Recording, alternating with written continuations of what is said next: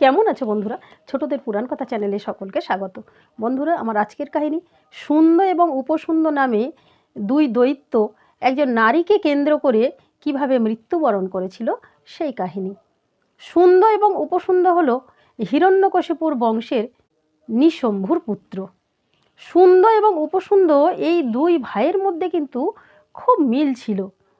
তাদের চলাফেরা, কথাবার্তা, খাওয়া দাওয়া, এমনকি চেহারা পর্যন্ত একই ছিল। বিশাল বলশালী ছিল, বিশাল চেহারারও ছিল। তো এই দুই ভাইয়ের একবার খুব ইচ্ছে হলো যে তারা ব্রহ্মার কাছ থেকে অমরত্ব বর নেবে। তাই তারা দুজনেই ব্রহ্মার তপস্যায় বসলো। দীর্ঘদিন ব্রহ্মার তপস্যা করার ফলে ব্রহ্মা খুশি হয়ে তাদেরকে বর দিতে এলেন। কিন্তু তারা বলল তাদের অমরত্ব বর চাই। ব্রহ্মা বললেন, দেবতাদেরই কেবলমাত্র অমর হওয়ার অধিকার আছে, তোমরা অমর হতে পারবে না, তোমরা অন্য বর নাও। কিন্তু সুন্দ উপসুন্দ বলছে তাদের অমরত্ব বর দিতেই হবে। ব্রহ্মা বললেন, তাহলে আমি তোমাদের বর দিতে পারবো না।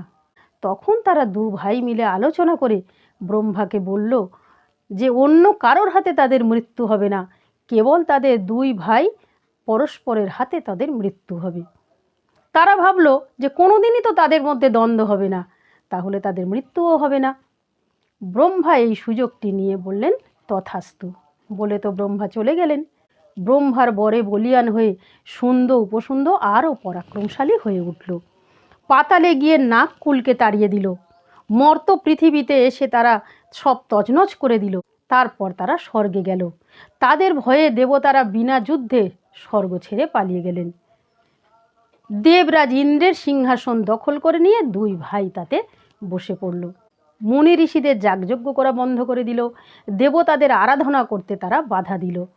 দেবতারা দেখলেন যে এভাবে যদি চলতে থাকে তাহলে অচিরেই ত্রিভুবন নষ্ট হয়ে যাবে। তারা তখন গেলেন ব্রহ্মার কাছে।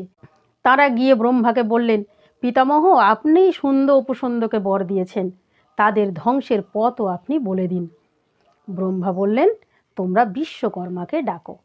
বন্ধুরা, আজকের এই পর্যন্ত। পরের দিন বলবো এর পরের অংশটুকু। আজকের কাহিনী কেমন লাগলো তোমরা লাইক কমেন্টস করে দিও। নিয়মিত আমার কাহিনী শোনার জন্য বন্ধুরা আমার চ্যানেলটিকে ফলো করে রেখো। যারা এখন আমার চ্যানেলটিকে সাবস্ক্রাইব করোনি তারা আমার চ্যানেলটিকে সাবস্ক্রাইব করে দিও।